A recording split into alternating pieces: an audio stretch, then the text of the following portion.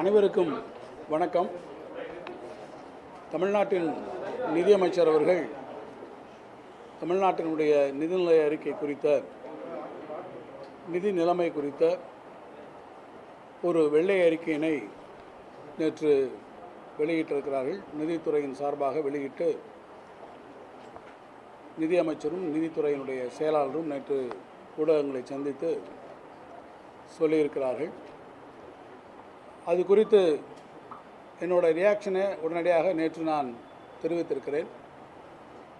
இந்த வெள்ளை அறிக்கை என்பது உண்மையிலேயே நிதிநிலை அறிக்கைகளை பற்றி, நிதி நிர்வாகத்தை குறித்து, நிதிநிலையினுடைய புள்ளி விவரங்களை குறித்ததாக இல்லாமல் இந்த வெள்ளை அறிக்கை என்பது ஒரு வெற்று அறிக்கை என்றும், இந்த வெள்ளை அறிக்கையுடைய உண்மையான நோக்கம் இப்போது பொறுப்பேற்றிருக்கக்கூடிய தாவேக அரசு தன்னுடைய இயலாமையை மூடி மறைக்கக்கூடிய உத்தியாக மக்களிடத்திலே கொடுத்த தேர்தல் வாக்குறுதிகளை நிறைவேற்றுவதற்கு வகை தெரியாமல் தங்கள் கையை விரித்து தங்கள் இயலாமையை தெரிவிக்கக்கூடிய ஒரு எஸ்கேபிசம் என்று சொல்லக்கூடிய மக்கள் கோபத்திலிருந்து தாங்கள் கொடுத்த வாக்குறுதிகளை நிறைவேற்ற முடியாது என்பதை உணர்ந்து அதிலிருந்து தப்பித்து கொள்ளக்கூடிய அளவில் ஏற்கனவே இருந்த திராவிட முன்னேற்றக் கழக அரசின் மீது பழி சொல்லி தப்பித்து கொள்ள வேண்டும் என்கின்ற ஒரு முயற்சியாகத்தான் இந்த வெள்ளை அறிக்கை என்ற பெயரிலே அவர்கள் வெளியிட்டிருக்கக்கூடிய வெற்று அறிக்கை இருக்கிறது என்று நான் கருத்தினை தெளிவாக தெரிவித்திருந்தேன். உதாரணமாக பார்க்க வேண்டும் என்று சொன்னால், இந்த வெள்ளை அறிக்கை கொடுப்பது என்பது ஏதோ தமிழ்நாட்டிலே நிதிநிலை விவகாரத்தில் இது முதன்முறை அல்ல. இதற்கு முன்பாகவே கூட பல முறை வெள்ளை அறிக்கைகள் வெளியிடப்பட்டிருக்கிறது. இது 3வது முறையாக வெளியிட்டிருக்கிறார்கள். 2001ஆம் ஆண்டு அன்றைய முதலமைச்சர் அம்மையார் அவர்கள் பொறுப்பேற்ற போது அவர்கள் ஒரு வெள்ளை அறிக்கை வெளியிட்டார்கள். 2021 கழகம் பொறுப்பேற்ற போது அன்றைய நிதியமைச்சர் இதற்குரிய பிடிஆர் அவர்கள் ஒரு நிதி அறிக்கை வெள்ளை அறிக்கை வெளியிட்டார்கள். இப்போது தாவேக அரசு 3வது முறையாக இந்த வெள்ளை அறிக்கையை வெளியிட்டிருக்கிறது.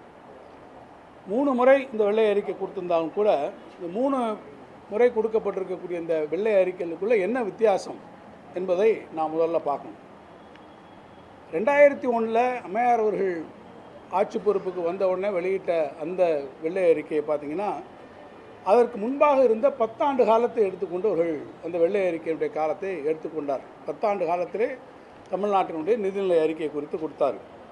91 2001 வரை. அதில் 91 96 வரை அவர்களுடைய ஆட்சி காலமாக இருந்தது. 96 2001 கழகத்தினுடைய ஆட்சி காலம். அப்போ இன்றைக்கு இருக்கக்கூடிய நிதி செயலாளர் கூட அந்த நிதிநிலை இந்த வெள்ளை அறிக்கை வெளியிட்டில் அவருக்கும் அப்போது பங்கு இருந்தது. 2021 நம்முடைய கழகம் ஆட்சிக்கு வருகிற போது 15 வருஷங்களை நம்ம கணக்கில் எடுத்து 15 வருஷத்துக்கான நிதிநிலை அறிக்கை அந்த வெள்ளை அறிக்கையை நம்ம கொடுத்தோம்.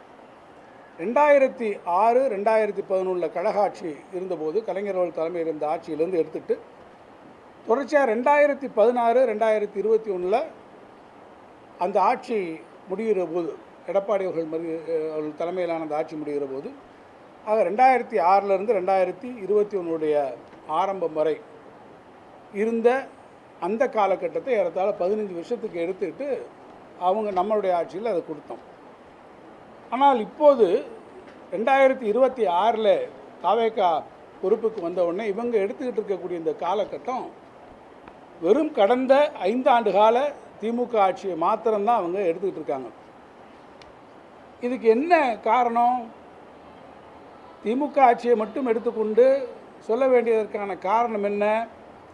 இதற்கு முன்பாக இருந்த ஆட்சிகளை குறித்து, அந்த முன்பாக இருந்த ஆட்சியை குறித்து மறைப்பதற்கான காரணம் என்ன? அந்த ஆட்சியில் இருந்த நிதி விவகாரங்களை குறித்து சொல்வதற்கு என்ன தயக்கம்? ஒருவேளை யாரை காப்பாற்றுவதற்காக இந்த வெள்ளை அறிக்கையில் அந்த ஆட்சிகளில் அந்த காலகட்டங்களை எடுத்துக்கொள்ளவில்லை என்ற கேள்வி வருகிறது.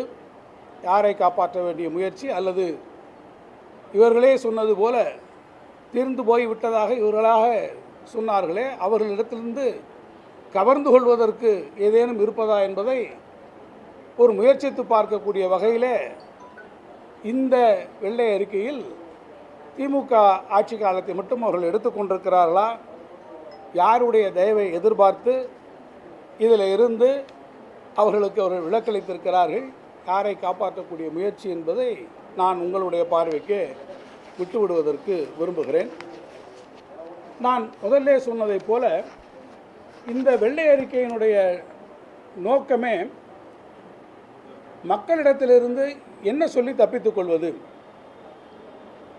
ஆழந்தெரியாமல் காலை விட்டு பெரிய அதிர்வேட்டுடன் வான வேடிக்கைகளுடன் நிறைவேற்ற முடியாத ஒரு தவறான அல்லது பொய்யான வாக்குறுதிகளை மக்கள் மன்றத்திலே வழங்கி மக்களை நம்ப வைத்து ஏமாற்றி ஆட்சி பொறுப்புக்கு வந்துவிட்டோம்.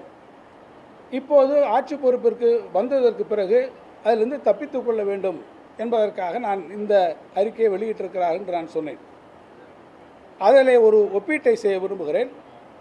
2021ஆம் ஆண்டில் திராவிட முன்னேற்றக் கழகம் இந்த வெள்ளை அறிக்கையை வெளியிடுகிற போது, அந்த வெள்ளை அறிக்கை வெளியிடுகிற போதே அந்த எக்ஸிக்யூட்டிவ் சம்மரியில் நாங்கள் சொன்னோம், this report is not an attempt to dilute the commitment given to the public என்று.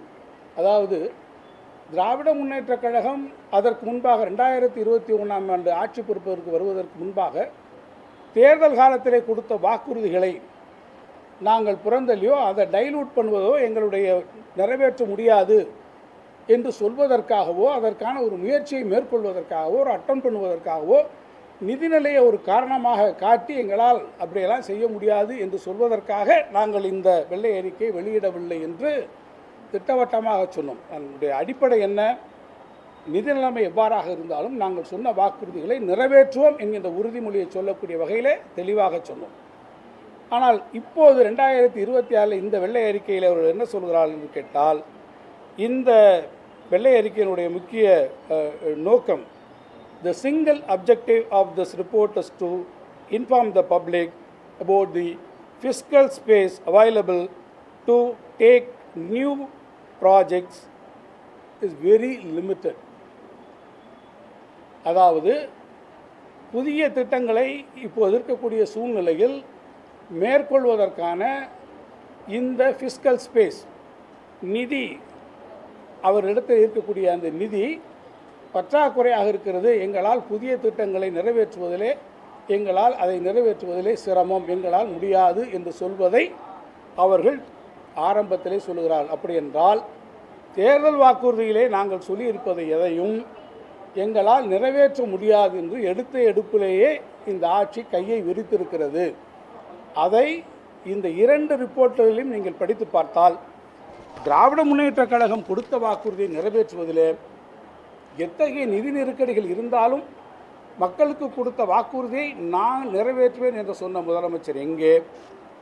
இல்லை இல்லை, இந்த நிதி நெருக்கடிகள் இவ்வாறு இருக்கிறது என்று எடுத்த எடுப்பிலேயே எங்களுடைய ஃபிஸ்கல் ஸ்பேஸ் லிமிட்டடாக இருக்கிறது, மினிமலாக இருக்கிறது என்று சொல்லி தப்பித்து கொள்ள பார்க்கக்கூடிய இந்த அரசினுடைய முயற்சி நோக்கம் எங்கே என்பதை நான் பொதுமக்களுடைய கவனத்திற்கும் ஊடகத்தினுடைய கவனத்திற்கும் விட்டுவிட விரும்புகிறேன்.